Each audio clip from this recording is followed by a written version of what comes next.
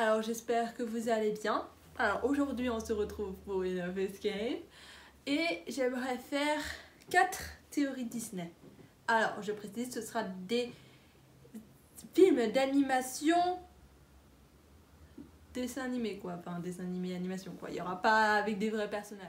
Alors attention, avant de commencer la vidéo, il y aura des spoils sur les Disney qui vont s'afficher à l'écran. Voilà. Attention les spoils hein, quand même. Hein. Alors c'est parti pour la première théorie. Alors, première théorie. Évangeline, une luciole morte.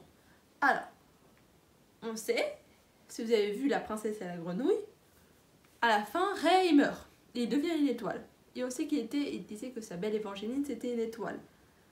Alors, est-ce que Évangeline ne serait pas une luciole qui serait décédée et que cette étoile serait apparue après et que du coup, Ray a toujours pensé que c'était son étoile à elle, c'était son étoile qui était morte, mais qui s'était, je sais pas comment expliquer, mais qui s'était éliminée dans le ciel, telle une étoile qui s'illumine dans la nuit.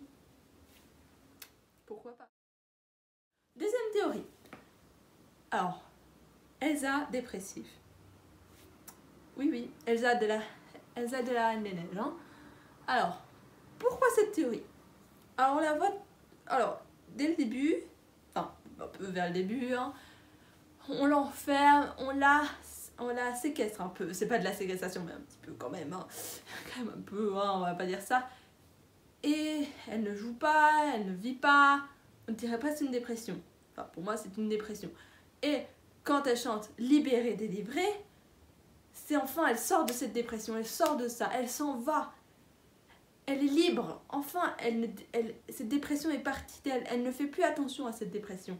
Elle part, elle pense à autre chose. Troisième théorie. La marraine de Cendrillon est-elle sadique? Alors, pour ceux qui ont vu Cendrillon, au moment où Cendrillon elle l'est, un truc pas très joyeux, hein, toutes ses belles-sœurs lui avaient déchiré sa robe, hein, et du coup sa marraine veut la récompenser en la laissant aller au bal, en lui créant une tenue, mais elle lui dit que tout ce qu'elle lui a créé ne serait là jusqu'à minuit. Pourquoi jusqu'à minuit? Pourquoi tu pouvais pas faire jusqu'à minuit? Ah, c'était trop dur pour toi, marraine. La logique de cette marraine, on nous expliquera pas. Ça ne s'expliquera jamais. Voilà.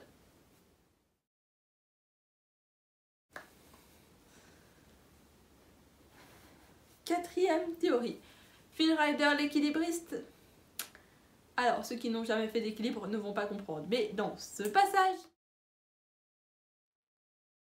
Oh, les gens ne comprendront pas forcément, mais quand même, qu'on te jette, genre on te lance, tu tombes sur un tonneau, tu restes déjà en équilibre sur le tonneau, et tu arrives à marcher sur le tonneau, clap, clap, Phil Rider, clap, clap.